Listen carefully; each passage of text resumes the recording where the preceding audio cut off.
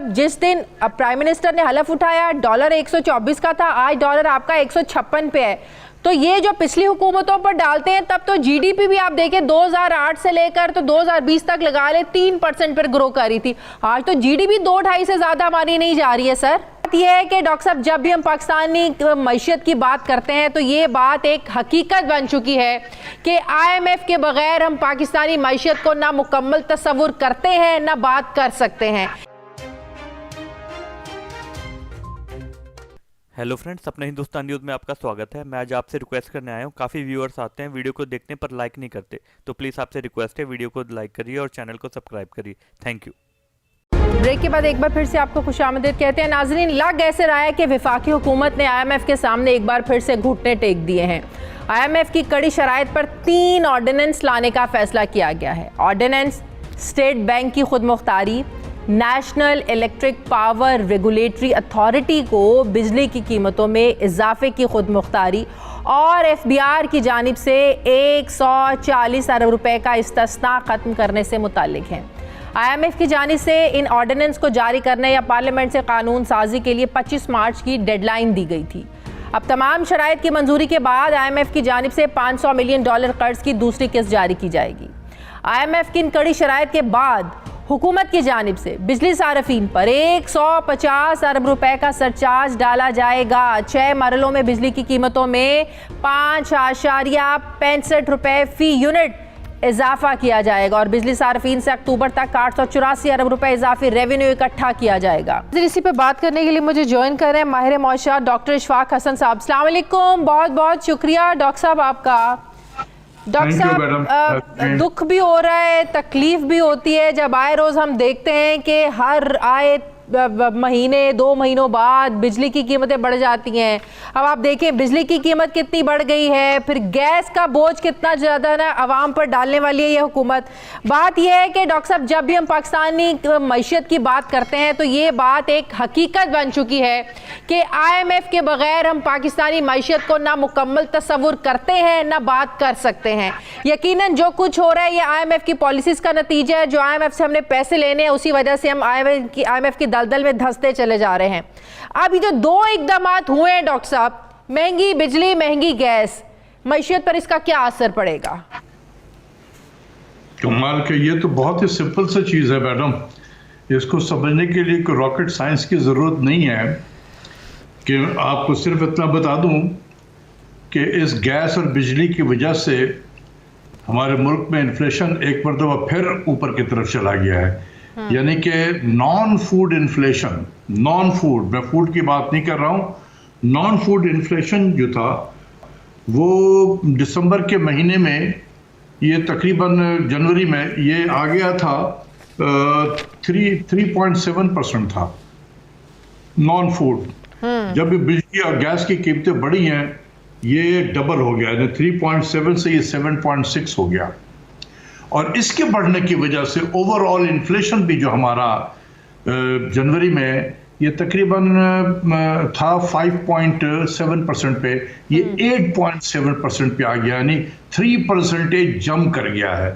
तो अब ये समझ में नहीं आता कि मुझे बिल्कुल इसके समझ में नहीं आती है as a economist, as a student of economics, कि ये बिजली, गैस, पानी, इंटरेस्ट रेट, इससे मुल्क की मईशत बेहतर होती है।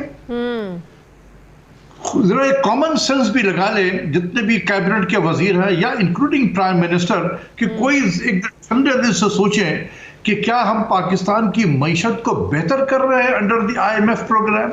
क्या बिजली की कीमत बढ़ाना, गैस की कीमत बढ़ाना, पेट्रोल के जरिए से टैक्सेस इकट्ठा करना, उधर इंटरेस्ट रेट को बढ़ाना, उधर एक्सचेंज रेट को डिप्रिशिएट करना, ये क्या इससे मुल्क की मईशत बेहतर होती है? जी, वजीर आजम और वुज़रा तो हमें आए रोज यही नवीद सुनाते हैं ना, हमारी मईशत मुस्तहकम हो रही है, हम बुरे टाइम से निकल आए हैं, मईशत पटरी पर चलना शुरू हो गई है। तो बात यह है कि IMF के प्रोग्राम में जाने के बाद अगर हम इतना ही संभल रहे हैं, फिर IMF के ये शराइत मानने की क्या ज़रूरत है फिर हम लोगों को? फिर हम क्यों इस प्रोग्राम से निकल नहीं जाते अगर हम इतने मुस्तहकम हो गए हैं? देखिए, जनवरी फरवरी 2020 से IMF का प्रोग्राम सस्पेंडेड था। हाँ।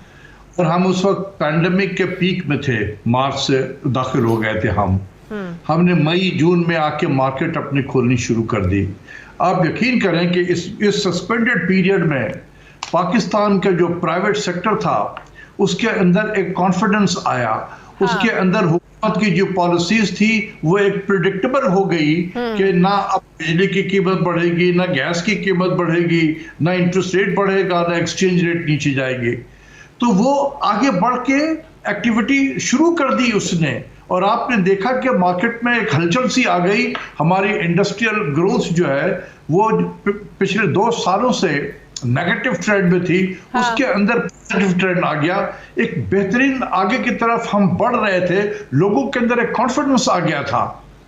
लेकिन फिर जब हमने आप यहीं से अंदाजा लगा लेना 2018 का जो फाइनेंशियल ईयर था डॉक्टर साहब, उसमें मजमूई जो बैरूनी सरमायाकारी थी ये $5 अरब थी सर। ये 1 साल की है जो स्टैटिस्टिक्स बताते हैं, और ये हुकूमत तकरीबन 2.5 सालों में $2 अरब की इस हुकूमत के दौर में जो है ना वो हुई।